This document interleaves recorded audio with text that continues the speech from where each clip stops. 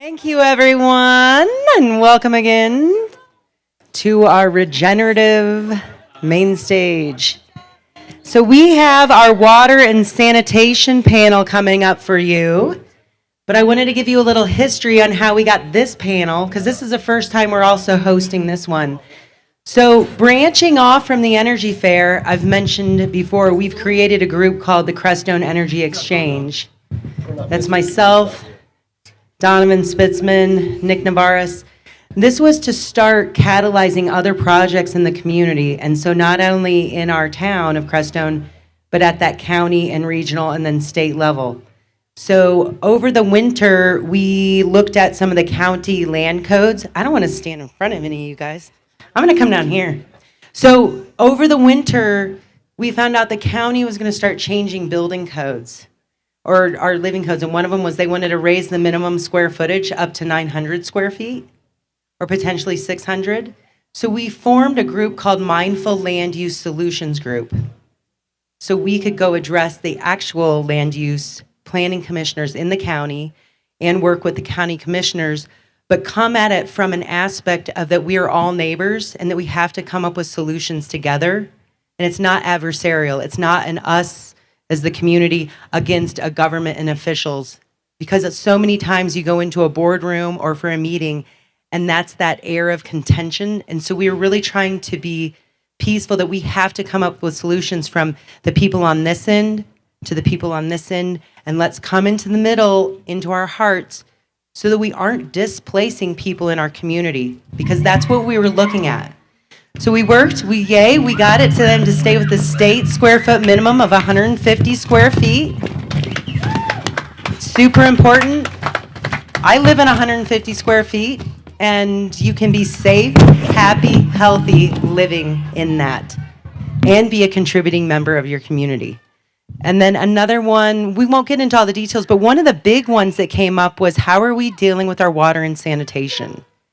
And whether it's our wells, whether it's putting in septic, leach fields, composting toilets, vault systems, humanure. And so we are bringing in this panel of experts because these are the guys that are doing it. I just wrangle them. So it's such an honor and pleasure that we have got us all in the same place at one time. And then this is happening here today, that we can finally have the big conversation that's not on Facebook, texting, phone, of coming up with solutions together with you and exploring some options. Woo-hoo. And so thank you to all of you who are coming to those meetings all year too, and showing up at your planning commission and county commissioner meetings. It's really important right now to preserve the way that we are living in Saguache County and to be a model for the rest of the state and the rest of the country. So I'm going to pass this over to Sean King. Thank you. He's been one of our cob builders and part of our demonstration panels for the last couple of years and has recently moved to Crestone. So we've got Sean here now full time. And he so kindly took over this water and sand piece to get us all together. So thank you. And he'll introduce your panel. All right. Great. Thank you, Lisa. Before we get back into the individual panel members, I just wanted to set a little context here, and that is that every one of us, whether we're in a building because we live there or because it's a place we work, we're in a context where water comes into the building in pipes, and then we add things to the water. We add soap, we add kitchen waste, we may add some household chemicals depending on what we're doing, and of course human waste to that water. And then the water goes out of the building and has to be dealt with in some way or another, whether it's dealt with on the site or whether it goes into a sewage system where it's piped some long distance. So as you might imagine, although this is really convenient and it's very well developed, it's everywhere, it's ubiquitous. And to a large extent, none of us think about it very much. There's a lot of issues with doing that, doing things that way. And so there's a lot of interest in doing things differently. And this panel has been put together to sort of help activate our understandings of alternative ways of managing what we're doing, and to look at the synergies between these different kinds of approaches that are potentially available, and understanding the context. So with that, I want each of the panel members to introduce themselves and to talk a little bit about the systems that they work with, that they're familiar with, and what they most, to describe that system, how it works, and then we'll go forward from there. Hey everybody, I'm Donovan.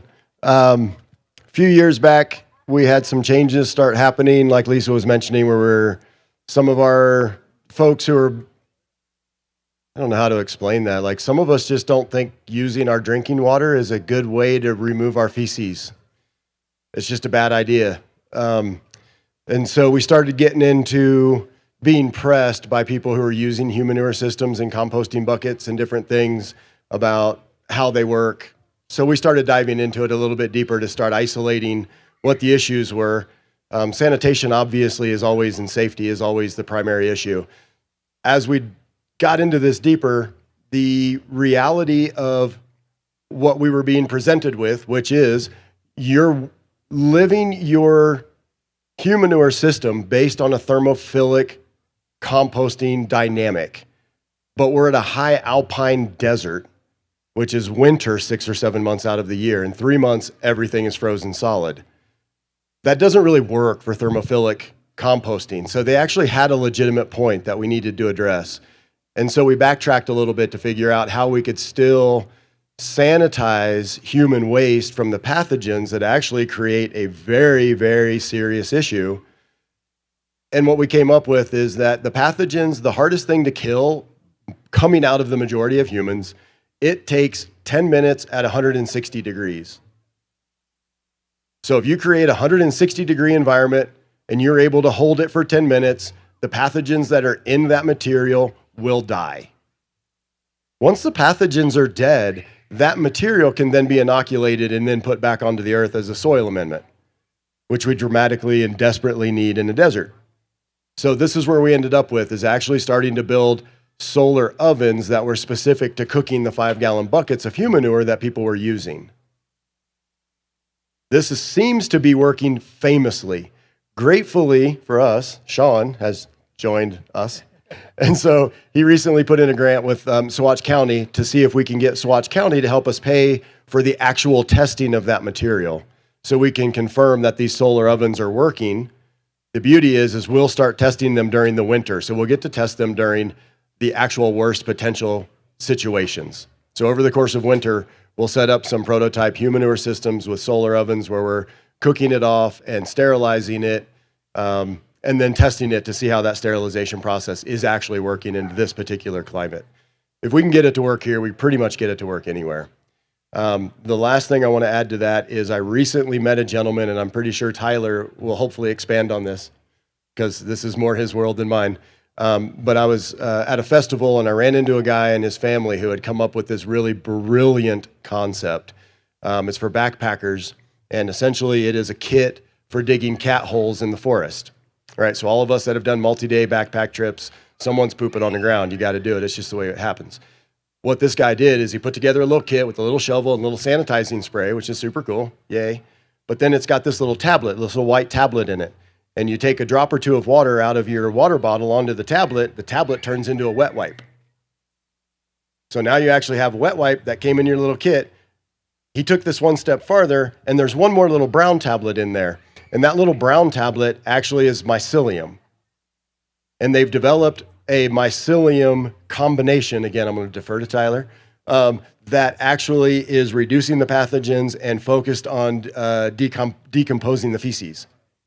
And they're having amazing results with this as an inoculation pattern for human feces and human waste without using our drinking water. I think that's cool. So thanks for being here and listening to us, guys. All right. Thank you. I'm Nick Chambers. Been here for a while. And I guess my approach into this from a wastewater treatment point is anaerobic digestion, biogas digesters. There's several different names, but let's go with biogas digesters. I don't know if you all were here and remember when they wanted to drill out in our National Wildlife Refuge for natural gas. Does anyone remember that? So from an energy standpoint, I was like, well, that's kind of crazy. A, it's on a wildlife refuge, but B, it was like, we're so proud about being off grid here and doing hardcore renewable living, and we checked solar off real good, but everyone's got the propane tank sitting in the yard. So that's where I got into it, from how do we, close the cycle, fulfill the loop of the truly renewable, sustainable homestead. And there's one element that was missing, and that was it turns out that digesters can produce gas, but they can also serve as your septic system and wastewater treatment. So been getting in that, did some trainings in China, started poking around, Denver Municipal Wastewater, Albuquerque, Santa Fe, teaching classes in Santa Fe. And it is a globally accepted, standardized way. It works at very large scales all the time. And the reason why we haven't seen it in our sort of accessibility for small homesteads and integrated communities is, I think, largely fecophobia. And this is the group to break fecophobia. And once you do spend years and decades humanuring and composting, fecophobia is over. It's done. And now we can kind of move on to other things. Yeah.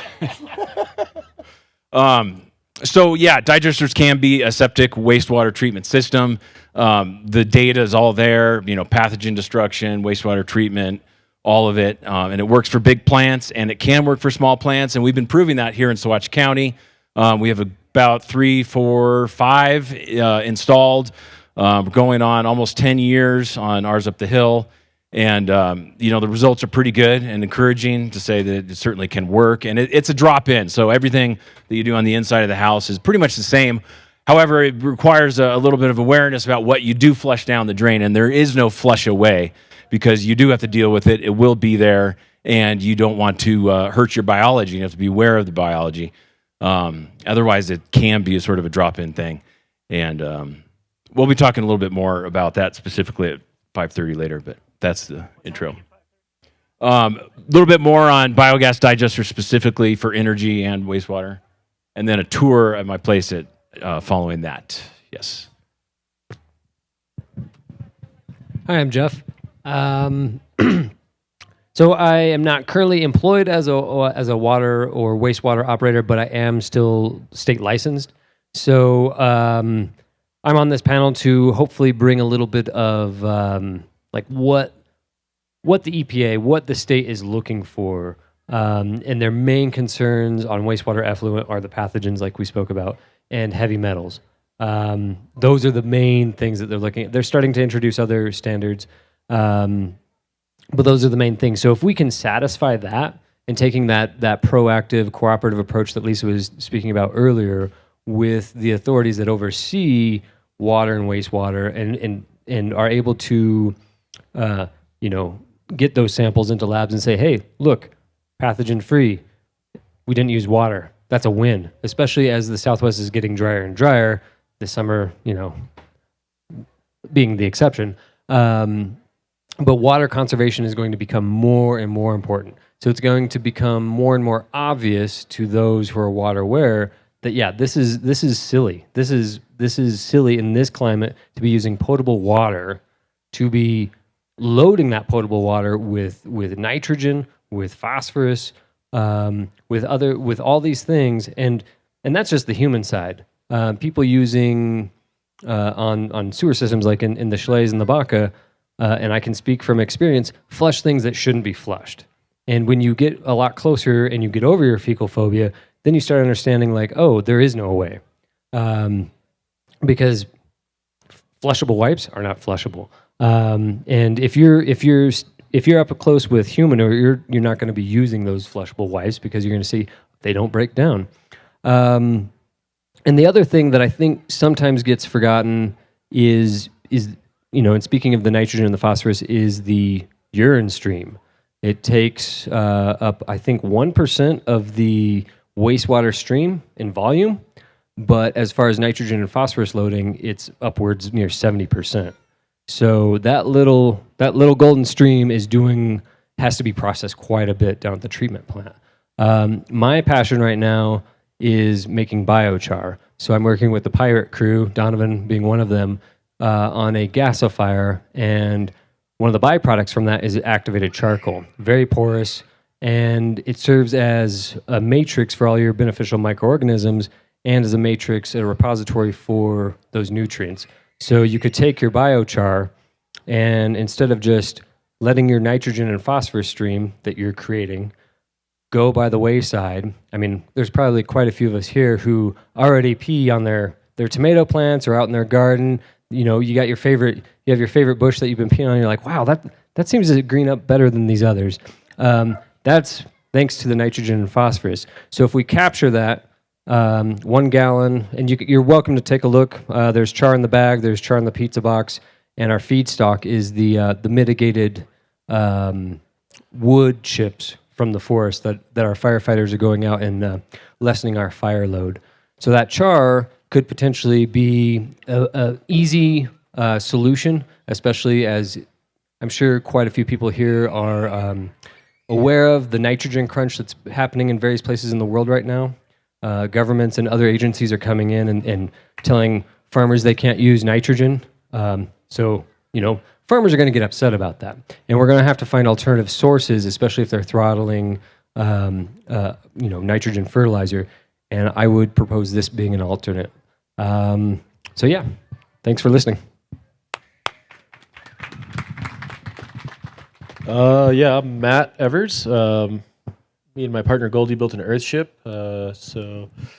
I built a functioning gray water system. And I don't think it's necessarily the answer, just the gray water. We're flushing our toilets with, water that we've taken a shower with, and then we water our plants with. And then we flush our toilets with it after, and it goes into a septic. And we do that because we're pretty much forced to put a septic in out in the Baca.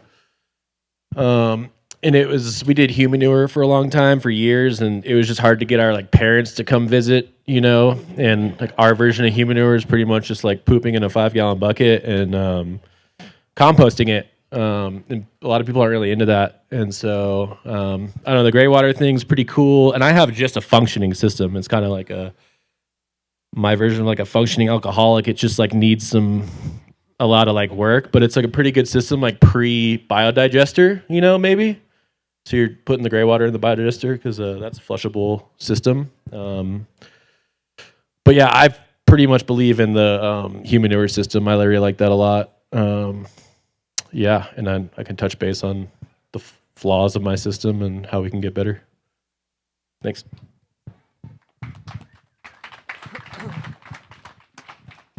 Hey everybody, I'm Tyler Barrett, a local citizen mycologist. I do want to make that discernment. I'm not a certified mycologist, but on that note, I actually do want to spend just a moment touching on how important citizen science is. I really do believe that we need to give ourselves more credit, and give ourselves the credit that we have the ability to do the research and to understand the research, to be scientifically literate enough to apply this research also. A lot of people will tell you that if you're not an expert, you should just stay out of it. I can guarantee you that's not how real passion forms people. I can say that just from watching Paul Stamets and his journey. He's definitely been one of my greatest idols. So I guess on that, I really want to just... Yeah, Paul. I really want to just advocate for the fungi and the mycelium that we're all literally sitting on and walking on all the time. I really want to give a shout out to the microbes. They're super overlooked. And there's a saying, as above, so below, as within, so without. I really do see that level of consciousness on a microscopic level. There's a lot of things that we can apply from the microscopic level into the macro. And really, it just takes a little bit of intuitive thinking. I really think the kids are the best at this, and they really have their intuitive and creative pathways still going. So getting kids stoked on fungi and mycelium and what they're already doing to bioremediate the things that we're decimating the environment with, I think will exponentially expedite our healing process as humans and for the ecology of the planet. Mycelium, for those of you that don't know, it's basically like a root network. Two spores typically will form a fungal hyphae and then spread out throughout the entire soil. In any inch of healthy soil, there is definitely mycelium. We will not be here without mycelium. Fungi are what built many of our forests, many of our planets. It's how trees are able to communicate with each other. I could speak all day about this, but basically I really just want to promote the fungal-based systems and thinking more about what the fungi are already doing. Donovan mentioned that there was this concept where you could bury what I'm assuming is a coprinus species that grows on dung or poop into like a little hole where people are already pooping. I think that's absolutely genius. And I think we need to be implementing that more so. There are a couple downsides that I may talk about later to that that we should probably think about also. But in terms of our system, we really just try to inoculate with massive amounts of spore loads. What really got me excited about this actually is that we started a human manure composting system and there was coprinoid species everywhere, literally covering the entire top of the human manure system within a week. There was shaggy manes all over the place. And for those of you that know of a shaggy mane, it's a delicious edible. But obviously, I'll touch on this later, but should not be consumed if it's popping out of human manure, probably. But yeah, I'm here to advocate for the fungi, and I really appreciate being here, so thank you.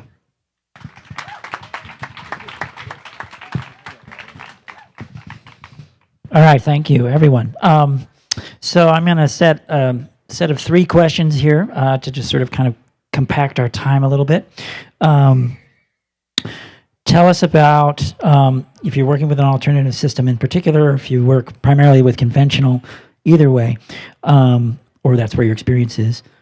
So what are the benefits of the system that you're working with? And by benefit, I mean both kind of the universal ones that apply everywhere because of the nature of the system, and the ones that you think are particularly cool yourself, like that you really like.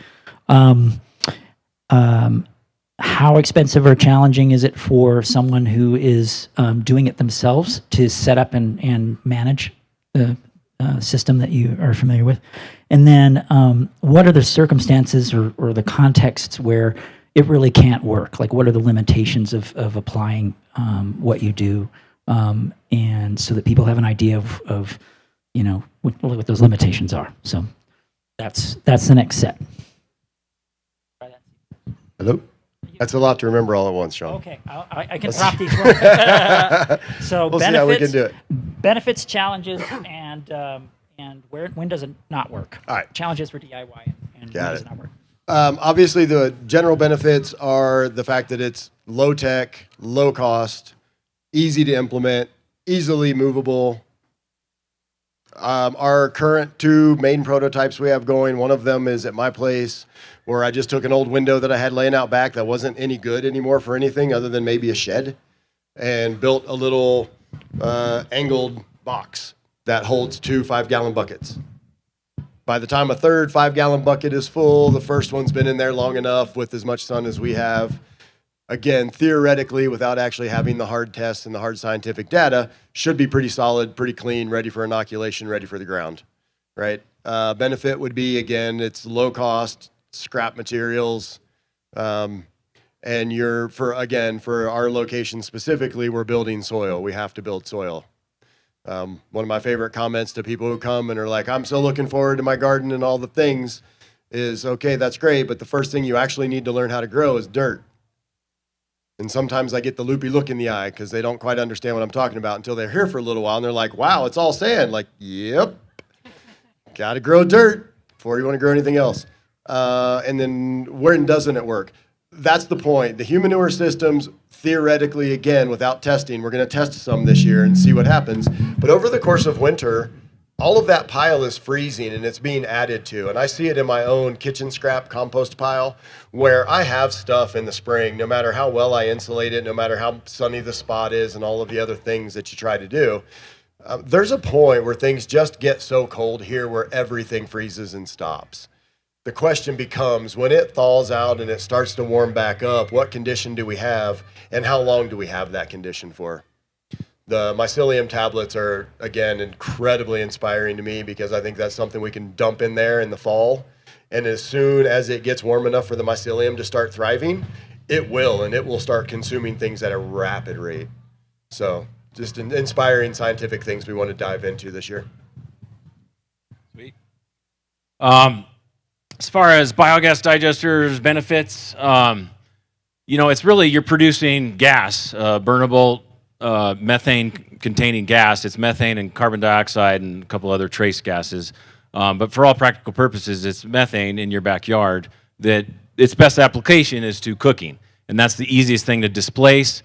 And everything else can really be taken care of through solar PV, solar thermal, passive solar design. And then the only thing you're left with is cooking gas. So that's a great match, huge benefit.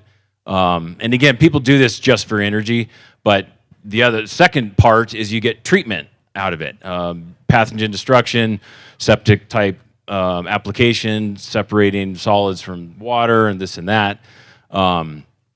And then the third, depending on your perspective and system, is fertilizer. And from an agricultural system, when these are going in, that's a huge one. In fact, the fertilizer value that it's producing has a higher value than the gas by a matter of like 3 to 4 times the higher value. So the gas is kind of like a perk that you get at the end of the day, but it's really a fertilizer generator.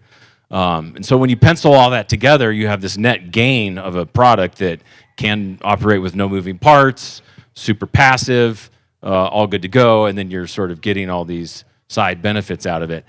For a septic system on a household, whether people want to incorporate it into their food systems, I mean, farmers or Chinese did not get to be farmers of 40 centuries with not recycling their own waste directly, and it's been done for thousands of years. So there is a place for it.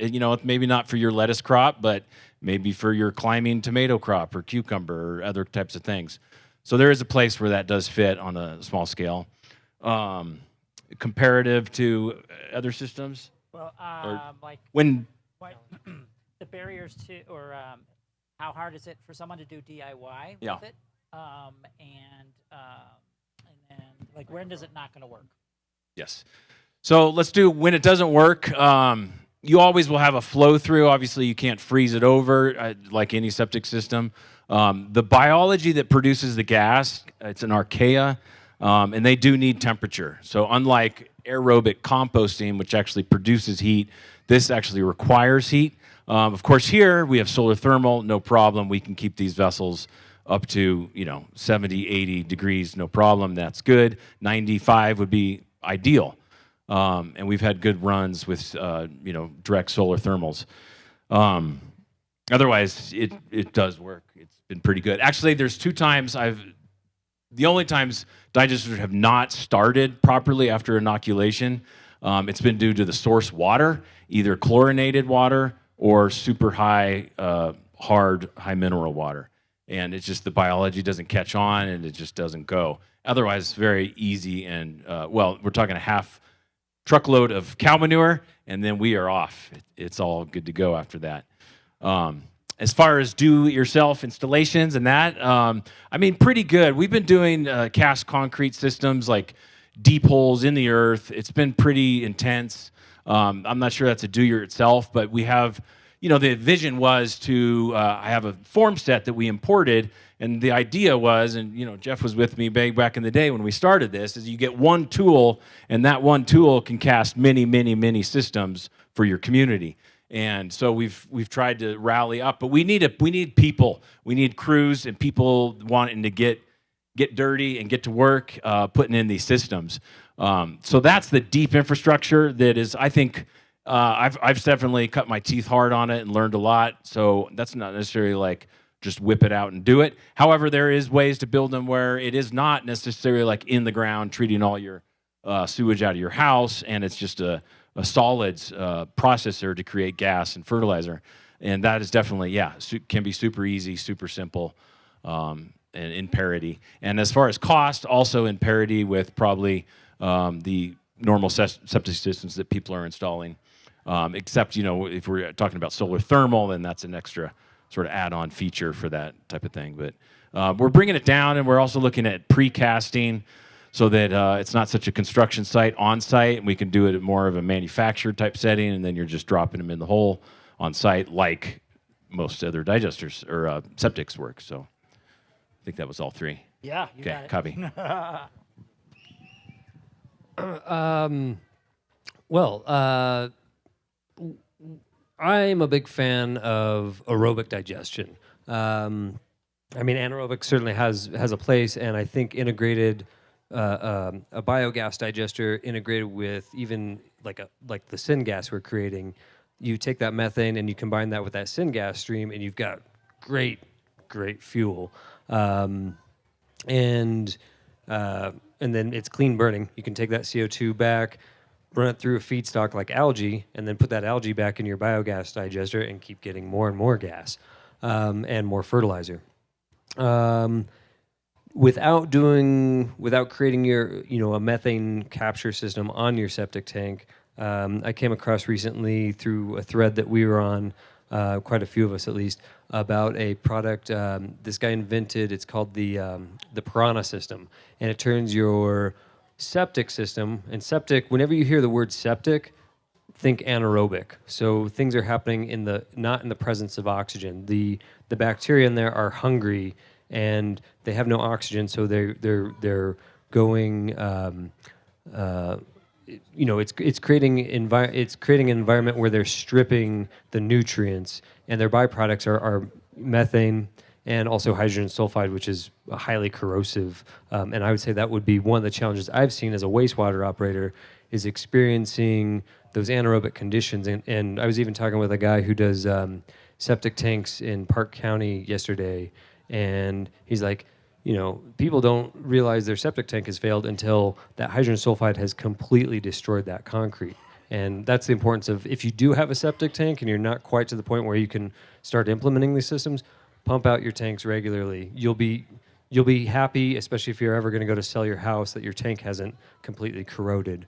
In terms of like a background too, like we have to think of sewer systems were invented in urban environments, and they're a much better alternative to having raw open sewage canals, cesspools, and all these things that create disease. So they definitely have their place. An urban setting, lots of people, and hopefully you're using reuse water that isn't potable to flush that. But in drier climates where you're more water scarce and where it's less of an intense urban environment, they certainly have their shortcomings, mainly infrastructure and infrastructure upkeep.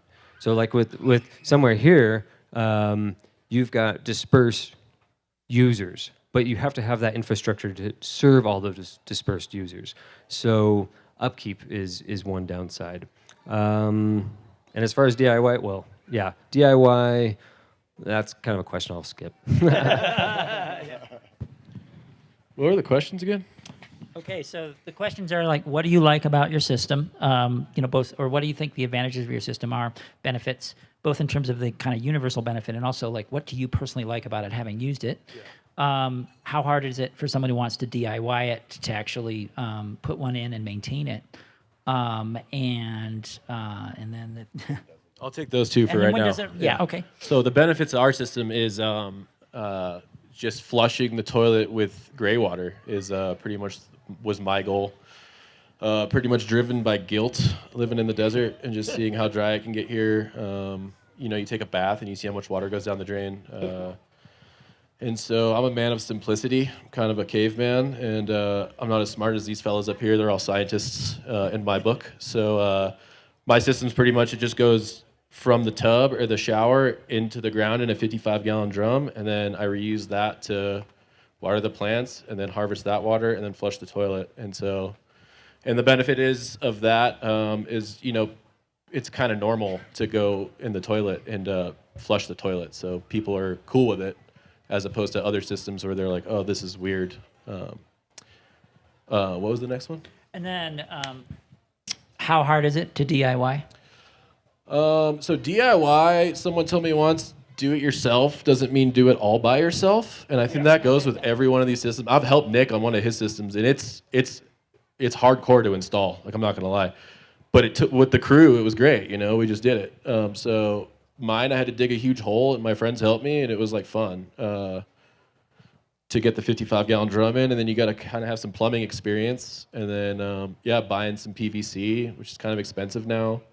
It's affordable. The setback is like a lot of people live in conventional homes where you can't get below the drains and dig your own hole and kind of like redo your piping, and a lot of times it's illegal to do that. So whatever about that, but so there's some challenges to there, but if you're building your own house from scratch, you can always kind of like, you know, it's legal actually, right, Donovan? Isn't it? We can do gray water in Colorado now? Or? As far as I know. Yeah, so I think if you guys look into the books, I think there's a way around it. So if you're building a new house, you can totally just implement it in your build. It's probably going to cost more in PVC and some loopholes and stuff like that, but yeah. It's a lot of double plumbing. Double plumbing, yeah, I did a lot of that. So there's some challenges. Some people like live outside and take baths and just, you know, drain the water into a 5-gallon bucket and like water your plants. That's a reuse of water. That's like a goal. Just flushing with drinkable water, I think, is kind of like no shame on you if you do it, but it's just like kind of we're conditioned to think it's okay. And I think we can do a little bit better with drinkable water. So are there any circumstances where it just can't work that you know of? Yeah, just like with kind of like, you know, with older buildings maybe, or there's challenges to like harvesting your shower water, and that's what we're going for. And, you know, there's some water that's just nasty that I don't even, like the sink water when you brush your teeth and spit it out, like I don't even bother with that. Like I kind of just, you know, forget about that stuff. And yeah, so yeah, conventional builds are kind of tough to reroute, I guess. That's the challenge. Okay. Is that it? Yeah, cool. Cool. Good. Right on. Don't have a fecal phobia, but you kind of got to spit. All right, so I guess I'll touch on the benefits first, just because the benefits are so numerous that it's absolutely mind-blowing. In some cases, it's actually really hard to comprehend. Mushrooms are hyper-accumulators in most circumstances. So what this means is that they're hyper-accumulating their background, say a toxin, into its fruiting body, which is the fruiting morsel of the mushroom. This hyperaccumulation is definitely a result of millions of years of biological processes going on. It's extremely intelligent. Something that really blows my mind about mycelium is that it has a central nervous system. It will crawl out and try to colonize a new substrate, send those signals back to its central nervous system. So that central nervous system will send those nodes back out. It will calculate how to dissolve this specific substance, and then it will break down that substance. So essentially, it's a being that's learning as it's moving about itself. The implications of this are absolutely massive, but really what it comes down to is the hyperaccumulation of heavy toxic metals. We had somebody come up to our tent, one of our booths, and say, I just got sick off the Boletus edulis. And I was like, there's no way you got sick off the Boletus edulis. So they showed me a photo. It was the Boletus edulis, a very common edible mushroom. I was like, where did you harvest this? Was it next to a mine? They were like, it was in Netherlands, right next to a mine. I was like, I think you guys got heavy metal toxicity. These mushrooms, in some cases, so the Boletus edulis can concentrate mercury up to 250 times from its background surroundings. Absolutely mind-blowing. Radioactive cesium is a really interesting element to look at, especially when looking at bioremediation. There's a Gomphidius species that concentrates this radioactive cesium by 10,000 times on average. So they are the world's main decomposers. They've been doing this as their MO. Like, they decompose things. They know how to advance into decomposing new things, to the point now where there's some other citizen mycologists that are actually cultivating this strain called the mycena on plastic bags. It is destroying plastic bags.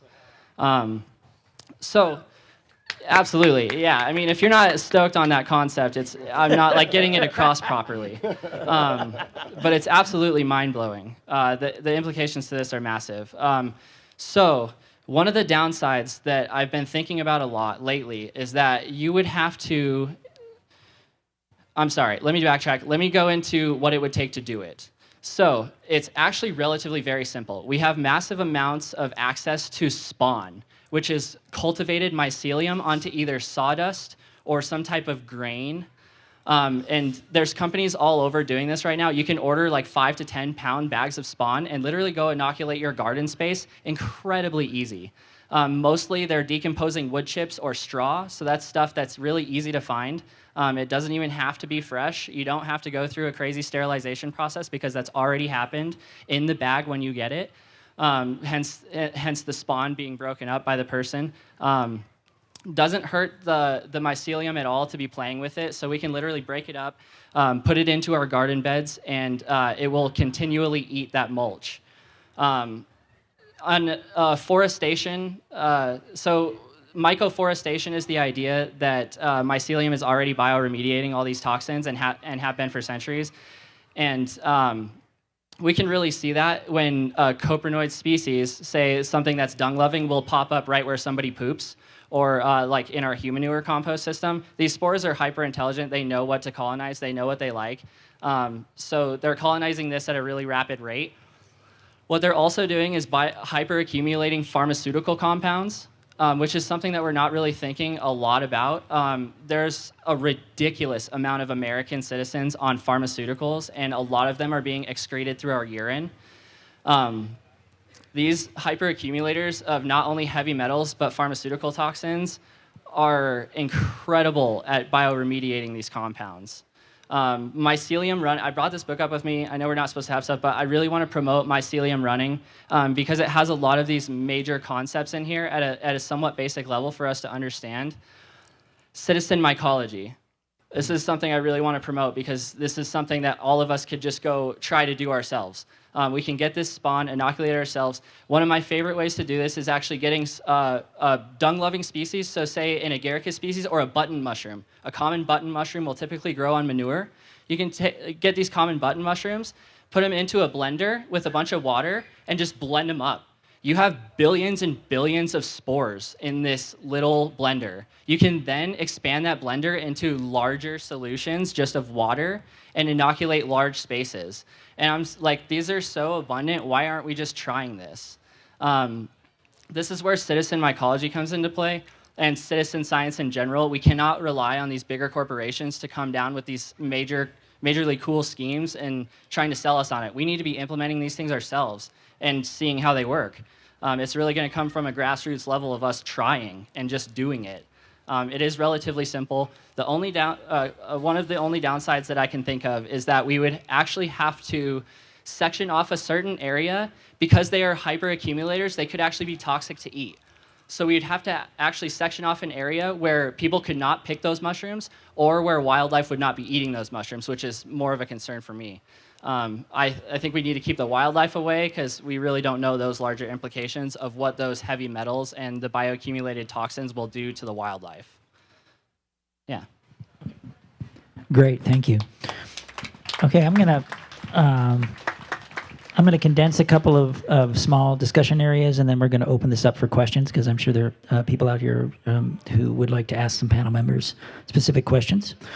So one area I want to sort of condense information into is what are the barriers to the adoption of this kind of stuff? And one thing that you heard from Lisa is that locally, and this is true almost everywhere, there are legal barriers to implementing this sort of thing in your own context.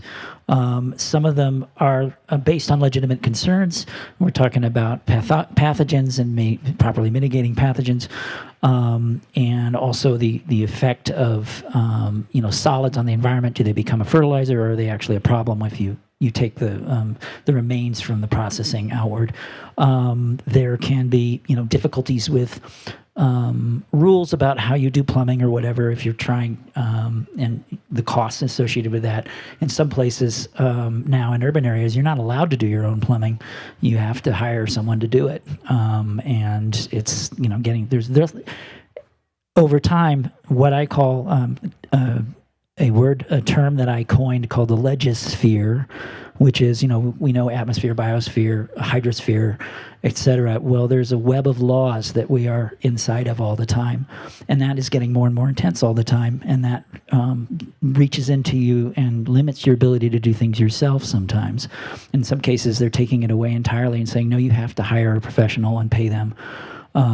So there can be difficulties, for example, cutting into or tapping into a water system to separate your gray and your black water being hard sewage, and your gray water being stuff that comes out of from sinks and showers. And all of these things that seem, like incredibly good ideas and obvious from the kind of conversations we're having here tonight, there are very specific legal barriers to that. So beyond the technical barriers, which of course, citizen plumbers, citizen mycologist, DIYers, I love it. We should be promoting that.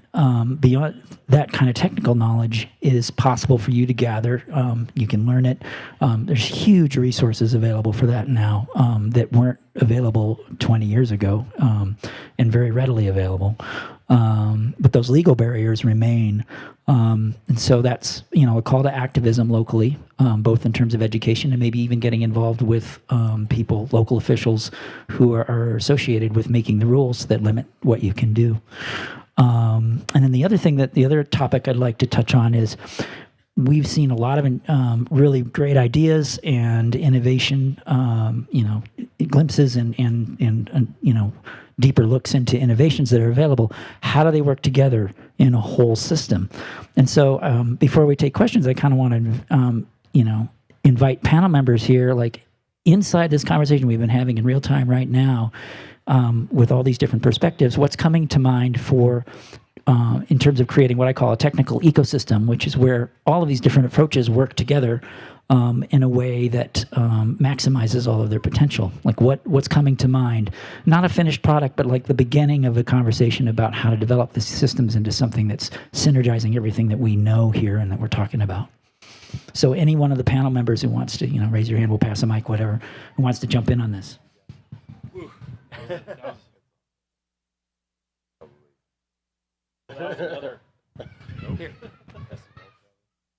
That was another long question. I'm good for those. So, I guess the benefits of where this technology is at in Saguache County is I've been knocking at these people's doors for years now. We have working examples in the ground operating, and Regulation 43, which is the Colorado State on-site wastewater treatment regulation. It really sets the standard, and then it puts the secondary sort of jurisdiction and enforcement on the local board, which is the Saguache County Commissioners and or the land use people. And there is provisions for them, saying, hey, we actually, and Lisa, this is for you. And I know everyone's listening, and I know the commissioners are somewhere. Well, Lynn Thompson was here earlier. It's live, buddy. Oh, yeah. So I think there is a capacity for the county commissioners to go to the state and say, actually, we are doing this with the regulation, and these are the variances we're doing, and this and that. So there's that pathway. And then there's a pathway where an entrepreneur, such as myself or anyone else or any network of people, and I really want to employ, this is not just like one of us is bandwagon that we're trying to do here. This is a community network thing, and we've got to come together. We go to the state and the local board, and we say, here's our systems, here's our data, and we're applying to make this an approved product. And the digesters, I need 4 sites operating, and I need 1 year of data to go into that package. So I'm like 1 site under that would be able to be tested and validated for that type of application. And then it's an approved product for the state of Colorado. Anybody can say when they want to put in a septic system, there's a list of choices that you have to go to, and this would be on that list. So the potential's there. It's really close. And it's just that matter of, I'm really curious to talk to you about getting some of that testing done as well, because, we have to work together to pull this stuff off. But get it to a place where it's just above board, it's approved product. We're not necessarily having to reinvent the wheel all the time, or, just develop something brand new. I think we got to stand on each other's shoulders, and there's a lot of development to do that with in that way. Great, thank you. I'll leave it with that because I don't necessarily remember the. Oh, no, it's just like if what comes to mind having listened to the whole panel, like, what are the opportunities here, especially in terms of like synergizing what we've talked about here, Yes. the different inputs and wisdom that we've gotten. Quickly on that, and I think it's great because all these things have a place. I mean, if you haven't humanured, please do. It's a great humbling experience for all humanity. And then also let's gets you over the fecophobia thing, and then it's like we can start to do other things. There it is true. These forever chemicals, pharmaceuticals, PFAs, these are serious things that are a part of the population, and they need to be dealt with. So we have an approach to deal with it. So if you think about our own wastewater treatment plant, has all these issues up against, and it does. I don't know if you know this, but it churns out water as a little creek, and it flows back into South Crestone, right? Dry creek bed, but it goes back into the aquifer, much like a septic system does. So, and that's the point of the state and the regulators. They want to see every drop of water go back into the system. So, if we have these forever chemicals going on, we need more treatment downstream. We have an approach, and then the biochar is absolutely an excellent way that could be put on any system to bind and clean and purify and sort of screen out, filter to send the water down the way that's less dirty or toxic laden or whatever it has with it. So all these systems. And then gray water. I mean, I think, why would you develop a house with a bathroom on the west end that all you do there is have a tub? It's just like there should be provisions in our local building sort of creed that just goes right out the door into your bed inside or something like that. And then when you got your kitchen sink and toilets, then those go down your black water lane. So I think splitting up our water flows in the house is a great idea for new builds. Everything here I think works together. Absolutely. As we're speaking, the idea of scale and climate. So if you're out on 40 acres by yourself, you can keep track of things.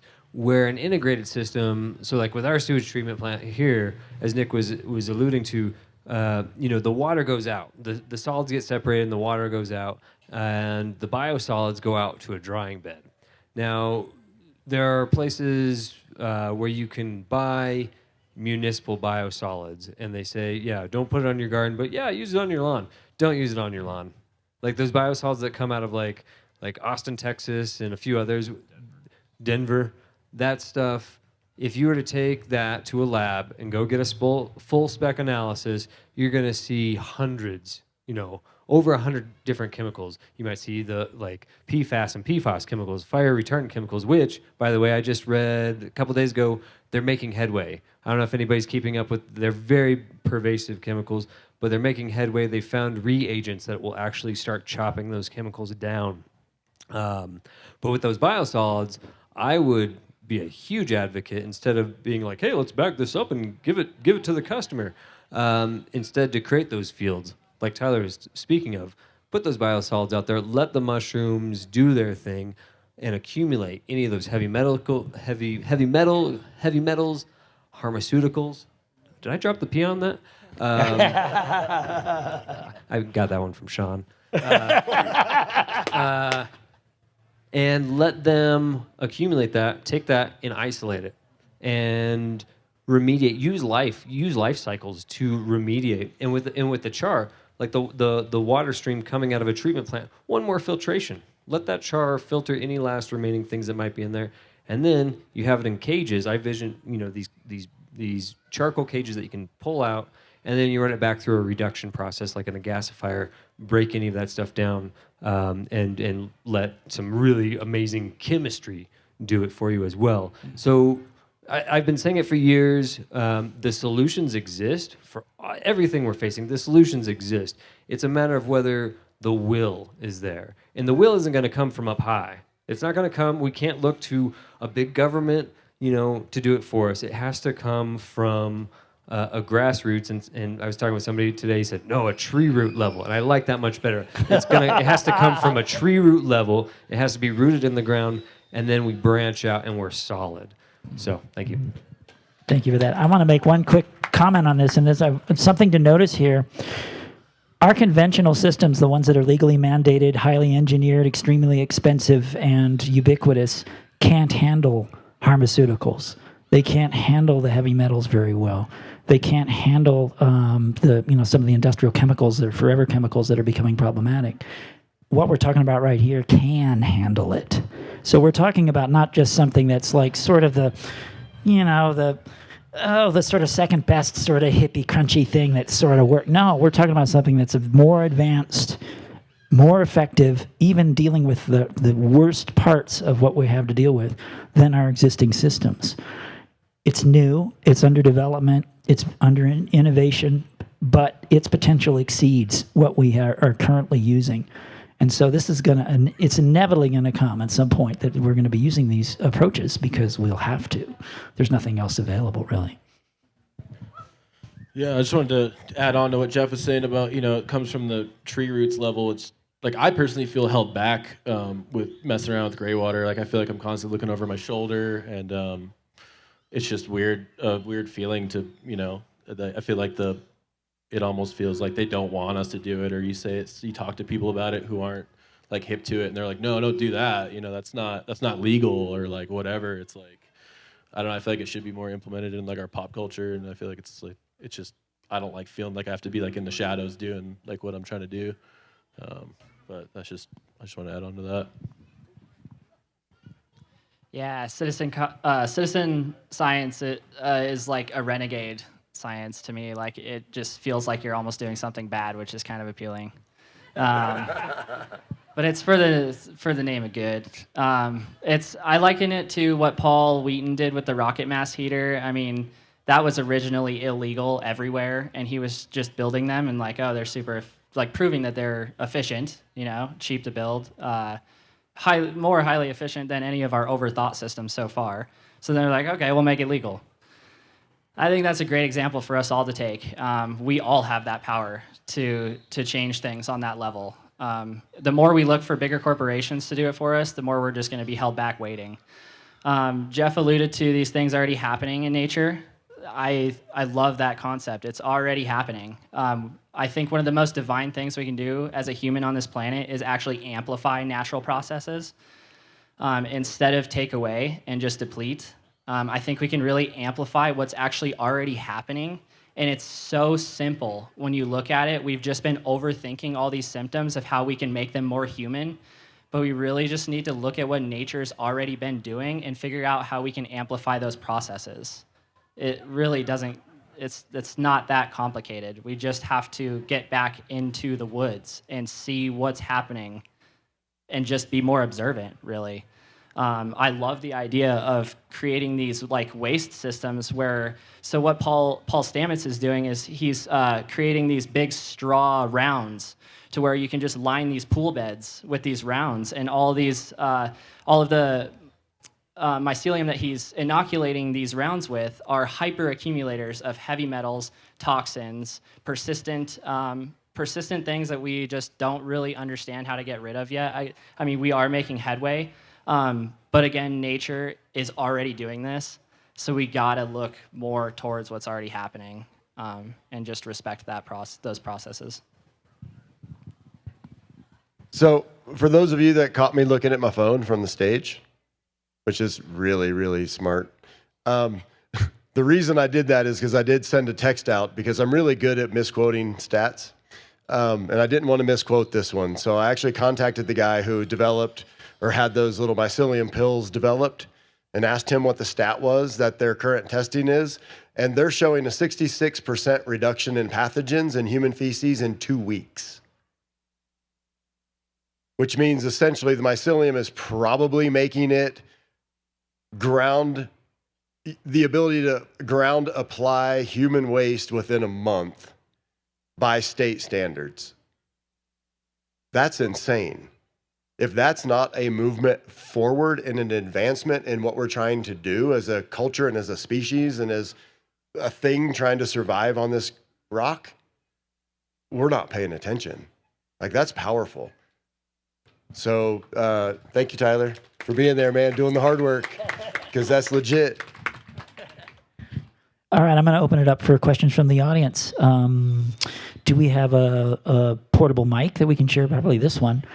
And just go ahead. Any kind of question you have, bring it to us. Janet first. Okay. Here you go, Janet. Yeah, I have a question for the mushroom man. Once you get all these toxins and radiation and so forth accumulated, do they break down or do they just concentrate? I think I'm done. I think you heard me. Yeah, thank you for that question. So what's happening is it's breaking it down on a chemical level. It's essentially one of the only things that we've found that can break down these long carbon chains and make them make them reusable bioorganic material. Excuse me. So yeah, from everything that I've seen, from everything that I've researched, they're hyperaccumulators, and we should not be eating the ones that are accumulating all these toxins. But after they decompose, they're basically just making this bioorganic material again. For us to use in a soil application in the future. Thanks, Janet. Kai. Kai and Sarah have been coming to our meetings. So. I was wondering either if there's any low-cost testing methods for either you could test a fruiting body or you could test, the output of any of these systems. If there's, either in a broad spectrum for heavy metals and pharmaceuticals or just, a narrow spectrum.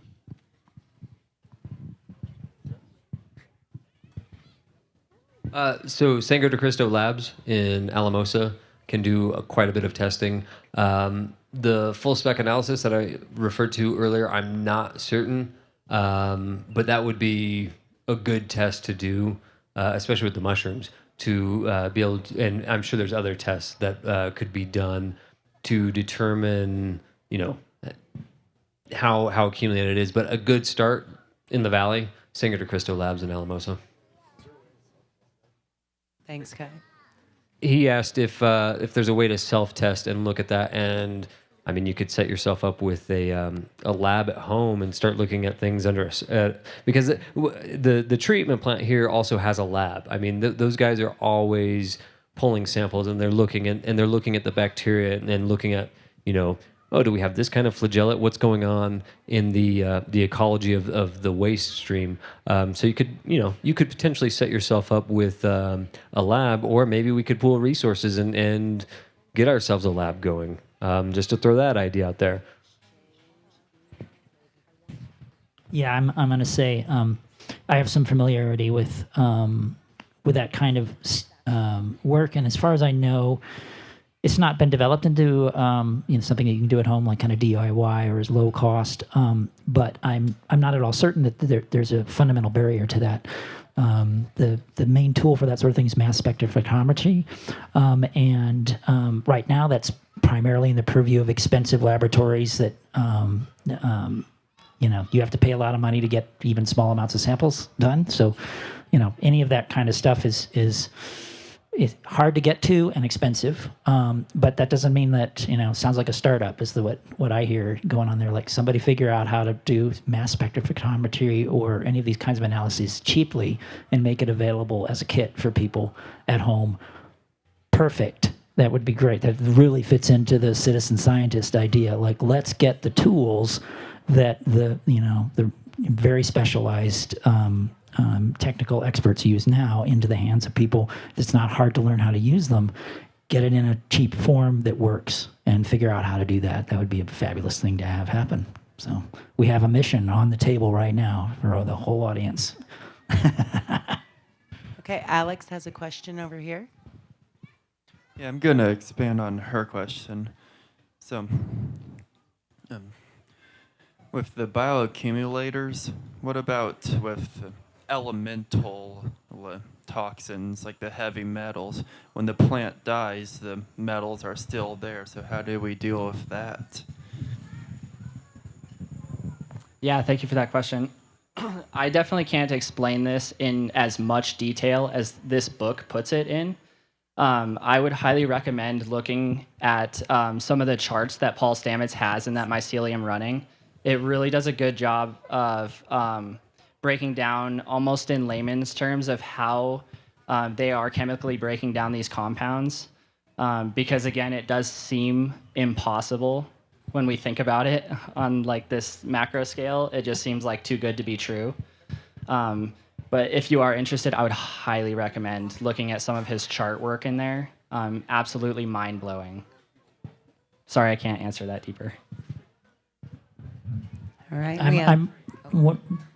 I can add a little bit to that, and that is that there's a good possibility that these organisms know how to encapsulate and chemically encapsulate, basically bind these fundamental elemental toxins in a way that they are no longer bioavailable. So from the biosphere's perspective, they become essentially harmless. Now, I'm not sure that's the case of what's going on, but that's a good possibility, and that's something that can be looked into and pursued in terms of the choice of inoculum, the choice of species, what their capacities are. So that would be, my... I think that's probably the best answer. The other answer is then you can isolate it. Okay, if you know you've got your bioaccumulator, if you can't do anything else with it, then you can harvest it and isolate it and take it out of harm's way, which has its own value. It's not a permanent or perfect solution, but it has some high value because at least then it's not a problem getting out and getting into areas where it's going to be a toxin. Good answer. Good answer. All right, we have Mark Jacoby over here. Thanks, all of you. Thanks, all of you. This is fascinating. Thank you. I had some of the things I've read. There was a fella up by Leadville that would plant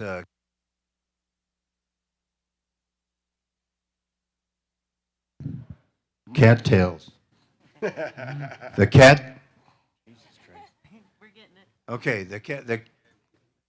I'm not going to say it again. It's that plant. And once they'd grown and lived out their cycle,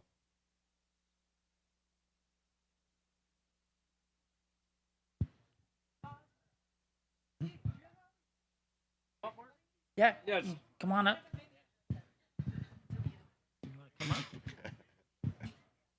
Come on up, Mark. Yeah, come on. Mark Jacoby, everybody. There you go. so these cattails were planted in tailing ponds. And when they died, they mined it. They burned the husks and they got the metals out. And you can do that with just about any other metal or, heavy metals, bad substances. I think the pharmaceutical stuff is a different animal, but at least as far as elemental stuff, you can reuse it, you can recycle it, you can mine it. And so that was one thing I wanted to bring up. And then another one was that we put in one of Nick's biodigesters up at Valley View Hot Springs at the Everson Ranch. And we had to jump through the hoops that were the legalities. And so we called up Saguache County and said, what do we have to do to make this a legal thing? And the guy said, well, all you got to do is you got to get an engineer who's got a Colorado stamp to sign off on it to say that it's just as good as a typical septic system. So I found a guy and he did it for free. He was a volunteer that was a member. And we got the stamp. I sent it to the county. The guy said, fine. It became legal. But the one thing we had to be careful of was that we had to size this thing so that it would not be used by 20 people in a day, because once that triggers, then the state gets involved, and you don't want that until you get this legality across the board like you're working on. Good for you. So we sized it at 19 people per day, and we don't even get that close. But that's the legality that you might have to think about when you're putting in any one of these systems that you guys are so eloquently talking about. So I think that's about all I had to say.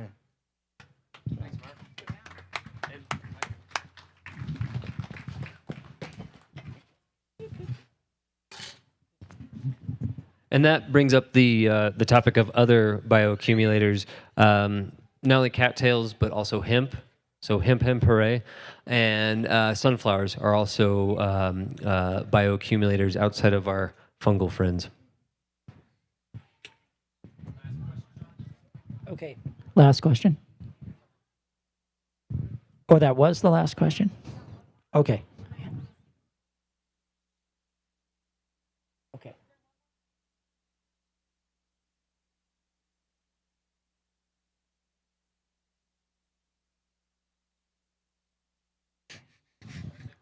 Sure.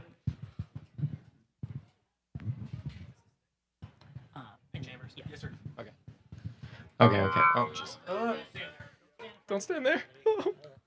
All right. So you are like biodigester methane system guy, right? Great. It's funny that we're meeting now because I've been told to meet you so many times because everybody always asks me how to combine a methane digester with the Earthship principles. Because for those who don't know, the Earthship's main detriment at the moment in terms of systems is the fact that you have to use propane for your hot water, and yet that still makes you susceptible in some way to the supply chain, and so, or natural gas, in which case you have conversion kits and then you can run your dryer off of that. Washing machine can have a conversion as well as your stove, and so just one tank of gas could give you your whole season's worth of hot water and washed clothes and cooking gas. So my question with that is that I know there are these methane digesters that are like bags that fill up, right? And then there are some that are underground. So and there's various models, obviously. But because I've been asked this question so many times and you seem to be the god of this realm, may you please enlighten me, sir. How do you combine that with an Earthship system?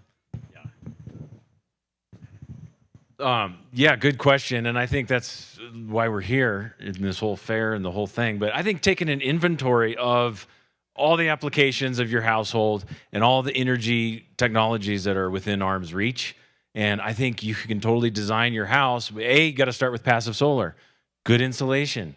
And then solar thermal can do a ton of space heating and 100% of your water.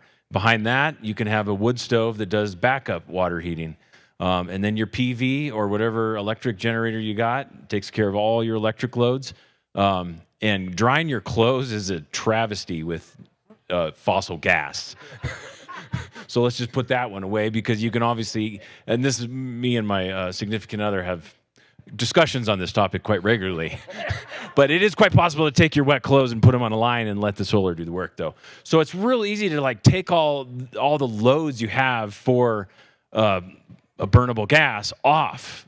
And then what you're left with is cooking, because cooking is a great application, and it's a great thing to do with what you're producing on your treatment system as the one of the products. So I think that way it's absolutely able to design your household, design your energy infrastructure, so you don't need very much, and then the little bit you do need, we can easily produce. As far as the bags and stuff, I'm going to talk about this a little bit later at 5:30. There's a lot of really low tech, do-it-yourselfer, backyard hobbyist stuff, and I think it's great. I think it's going to be harder to pass code. I think it's going to be harder to get these regulators to take us seriously. And then you also have to think about, come November, the operating conditions and temperature are just not going to support it very well.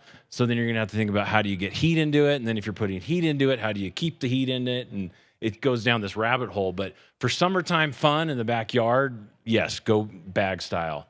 And then there's just some other challenges that we're going to have to address in the colder months. And I think in the regulation standpoint. Yeah. So if I have somebody right now who wants to convert their system to be able to utilize something like this, let's say they have an Earthship. Let's say they're using propane or liquid natural gas, they're getting it delivered. And they're like, nope, I don't want to do this anymore. Or they're building one and they want to plan for having methane in it, which is more often the case, in my case, is they're looking to build one. and they want to know if they can use methane to be self-sufficient in that way. My question to you is, for these people, can we put a number on it? You know, is there a price of installation for a system like that with the regulators? Not a lot of people want to mess with regulating gas.